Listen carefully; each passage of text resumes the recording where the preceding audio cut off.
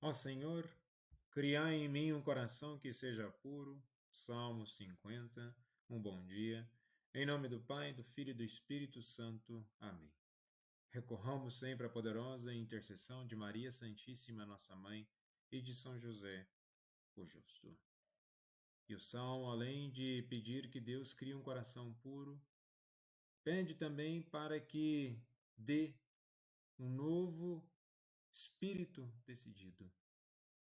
E o espírito decidido é buscar incessantemente a presença de Deus, e na presença de Deus o discernimento para a vida, sabedoria nas decisões e cautela em tudo aquilo que se faz.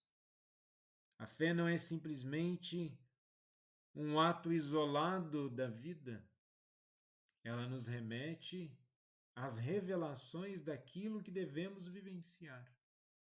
A fé não é apenas aspectos de soluções de problemas, mas nos traz a dimensão espiritual para que tenhamos força e coragem de vivenciar os desafios de nossa caminhada. Na liturgia de hoje celebra-se o ofício da memória de São Domingos de Gusmão. E ele disse assim: arme-se com a oração, não com a espada, vista-se com a humildade, não com roupas finas.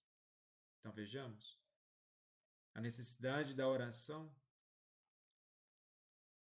que nos fortalece, que nos enriquece, a humildade que é exatamente para que tenhamos os pés no chão e não desenvolvemos uma espiritualidade fantasiosa, mas pautada na prática da vida em comunhão com Deus. E São Domingos Gusmão é chamado de apóstolo do Rosário, pois a ele foi um grande divulgador do Santo Rosário. Nossa Senhora apareceu, ele entregou o Rosário. E é exatamente a oração a grande arma que nós temos. Se queremos estar em comunhão com Deus, é pela oração.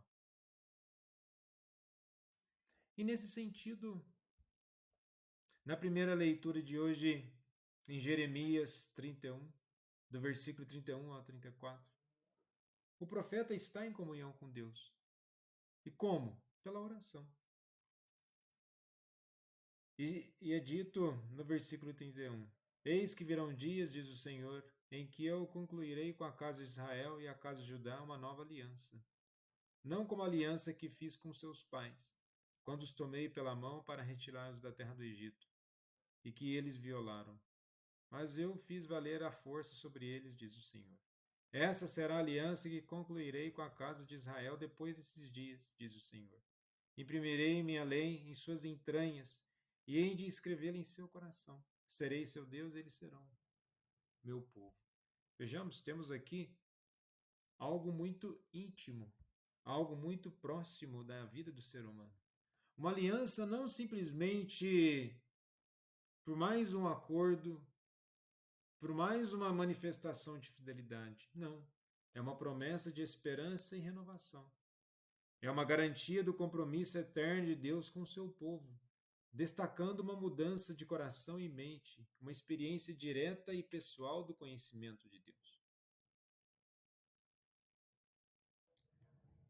E essa nova aliança, ela é realizada no Novo Testamento através de Jesus Cristo, onde especialmente em Hebreus 8, versículo 8 ao 12, esta passagem é citada para mostrar que Jesus é o mediador dessa nova aliança, que traz um relacionamento mais íntimo e pessoal com Deus, baseado na transformação interna e no perdão dos pecados. Vejamos, tudo somente passa por Jesus. Não há como qualquer outra graça ou qualquer outra dimensão da misericórdia passar por outro canal, por assim dizer. Tudo passa por Jesus. E o relacionamento íntimo não é apenas uma manifestação de fé. É a partir desse relacionamento que nos transformamos. Nós não somos capazes de nos salvar. A nossa salvação é em Deus. é em Cristo Jesus. E nesse sentido de falar de Jesus, Cristo, o evangelho de hoje, em Mateus 16, do versículo 13 ao 23, traz exatamente um questionamento de Jesus, onde naquele tempo Jesus foi à região de Cesareia de Filipe e ali perguntou aos seus discípulos: quem dizem homens ser o filho do homem? Eles responderam: alguns dizem que é João Batista, outros que é Elias, outros ainda que é Jeremias ou alguns dos profetas. Então Jesus lhes perguntou: e vós, quem dizeis que eu sou? Simão Pedro respondeu: tu és o Messias, o filho do Deus vivo. Respondendo, Jesus lhe disse: feliz é tu, Simão, filho de Jonas, porque não foi um ser humano que te revelou isso, mas o meu Pai que está no céu. Por isso eu te digo que tu és Pedro, e sobre esta pedra construirei a minha igreja, e o poder do inferno nunca poderá vencê-la. Eu te darei as chaves do reino dos céus. Tudo que tu ligares na terra será ligado nos céus, e tudo que desligares na terra será desligado nos céus. Então temos aqui a importância de Pedro e o estabelecimento da igreja, tendo como Jesus como a pedra principal, e a pedra de Pedro está fundada em Jesus. Jesus é a pedra, ou seja, aqui temos o fundamento da fé. Se não fosse a confissão de Pedro na pessoa de Jesus, ou seja, na pedra, na rocha sólida que é a fé em Cristo, não haveria uma estrutura de igreja. É nessa fé, no sentido espiritual, e também no sentido de igreja enquanto corpo manifesto de nosso Senhor. E é interessante que Jesus faz perguntas. E durante a sua vida, Jesus fez 217 perguntas diferentes, registradas pelos evangelistas. Quantas outras ele deve ter feito nos encontros com o povo? As perguntas de Jesus são para todas as pessoas de todos os tempos, inclusive para nós. Jesus quer continuar a inquietar quem dele se aproxima. As perguntas de Jesus nos obrigam a olharmos para nós próprios, para os outros e para a situação da sociedade. Por isso, não é possível ficar indiferente diante delas. A pergunta, muitas das vezes, não requer uma resposta imediata ou com palavras bonitas ou sofisticadas. Requer realmente uma análise daquilo que se entende pela fé, daquilo que se entende na caminhada da fé e o nosso relacionamento com Deus.